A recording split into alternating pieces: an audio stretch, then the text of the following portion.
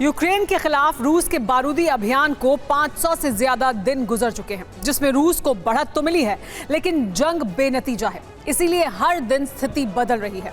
Putin को बगावत का सामना करना पड़ रहा है। वैगनर ग्रुप की बगावत भी इसमें से ही एक है। लेकिन पुतिन ने न सिर्फ बगावत को कुचल दिया, बल्कि वैगनर ग्रुप को भी खत्म कर दिया। लेकिन एक सवाल यूक्रेन के खिलाफ अगले कदम पर है और एक सवाल यूक्रेन की हलचल पर भी है। आखिर क्या होगा पुतिन का अगला कदम और क्यों यूक्रेन पर छाया है संकट, देखिए इस रिपोर्ट में। वैगनर आर्मी हुई भंग, अब नई रणनीति से जंग। कीव में विध्वंस का डर, अब नजर बेलारूस पर। यूक्रेन में बरस रहे बारूद की तबाही जारी है, लेकिन अब तक ना तो रूस ना ही नेटो किसी भी नतीजे पर पहुंच पाए हैं। हर कदम पर रणनीतिक बदलाव की जरूरत महसूस हो रही है और ये जरूरत सिर्फ जंग के मोर्चे पर बढ़त की वजह से नहीं महसूस हो रही, बल्कि जंग में बगावत ने भी रणनीति बदलने पर मजबूर किया है।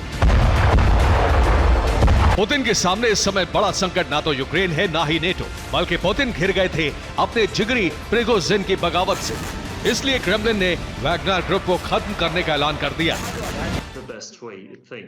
निजी सैन्य कंपनियों को वैध बनाना एक जटिल प्रक्रिया है। सरकार इसे संसद के जरिए ही वैध कर सकती है। इसलिए वैगनर प्राइवेट लिमिटेड कंपनी को औपचारिक रूप से अस्तित्वहीन किया गया है। हालांकि इसका मुख्य कारण यूक्रेन की जंग में वैगनर का रवैया है। हमने जो किया और उन्होंने जो किया उसका आकलन किया गया है। उनसे आगे सेवा लेने का विकल्प बंद कर दिया गया है। यानी वैगनर ग्रुप ने 2000 से ज्यादा भारी हथियार, 2500 टन से ज्यादा गोला बारूद, 20,000 से ज्यादा छोटे हथियार रूसी सेना के सपोर्ट किए हैं।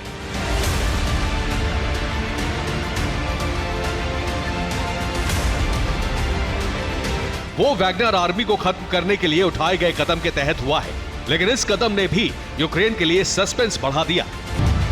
सस्पेंस ये है कि क्या वैगनर ग्रुप खत्म करना पुतिन का दिखावा है? क्या वैगनर लड़ाके अब यूक्रेन में विद्रोही बनेंगे?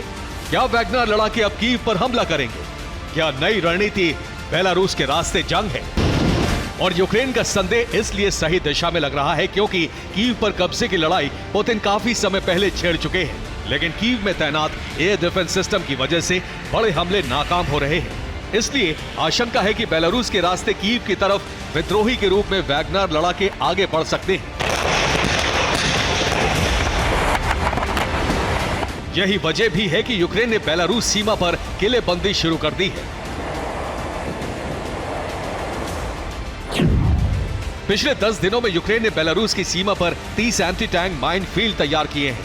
इन एंटी टैंक माइन फील्ड में 5800 से ज्यादा माइन का इस्तेमाल हुआ है। इसके अलावा करीब 5000 मीटर की ट्रेंच बनाई गई है। खबर के मुताबिक 6500 मीटर की एंटी टैंक ट्रेंच भी बना ली गई है।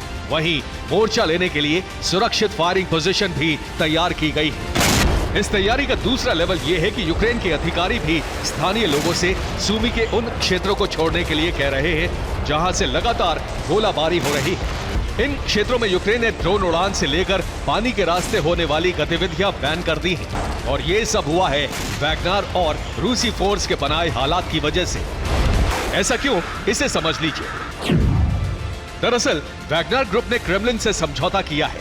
समझौते के बाद वैगनर लड़ाके बेलारूस पहुंचे हैं। वैगनर चीफ प्रिगोजिन को 25 जून से किसी ने नहीं देखा।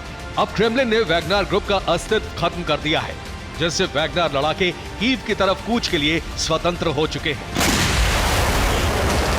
यानी बेलारूस में तैनात टैंक और दूसरे भारी हथियारों पर कब्जा करके वैगनर लड़ाके अगर यूक्रेन में दाखिल होते भी हैं, तो भी रूस इसके लिए जिम्मेदार नहीं माना जाएगा। इसका मतलब है कि पुतिन की रणनीति वैगनर के जरिए ही कीव पर हमले की है, जैसे अमेरिका भी भांप चुका है।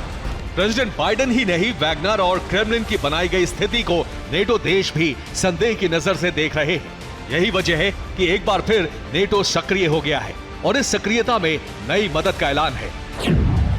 जर्मनी ने यूक्रेन के लिए 700 मिलियन यूरो यानी 6458 करोड़ रुपए से ज्यादा के नए पैकेज का ऐलान कर दिया है और इस पैकेज में जो यूक्रेन को दिया जाना है उनमें 25 Leopard 1A5 tank, 40 Marder infantry fighting vehicle, 2 Patriot air defence system, 5 Bergepanzer 2 armoured recovery vehicle, 20,000 155 mm के गोले और 5000 स्मोक शेल्स शामिल हैं। ये मदद सिर्फ जर्मनी तक सीमित नहीं बल्कि और भी देशों ने मदद का ऐलान कर दिया है। इसमें ऑस्ट्रेलिया अपने पैकेज के तहत 30 Bushmaster APC, Norway 1000 black hornet micro drone समेत नैसम सिस्टम देगा। वहीं यूनाइटेड किंगडम ने 70 से ज्यादा फायरिंग व्हीकल और गोला बारूद देने का ऐलान कर दिया। ऐसे ही France SCALP missile, Netherlands pilot की ट्रेनिंग और कनाडा फंड देने के लिए तैयार है। इसका मतलब साफ है कि अब यूक्रेन रूस की जंग में बारूद उसी तरह बरसता दिखेगा, लेकिन जंग लड़ने के तरीके और दिशा में बदलाव हो जाएगा।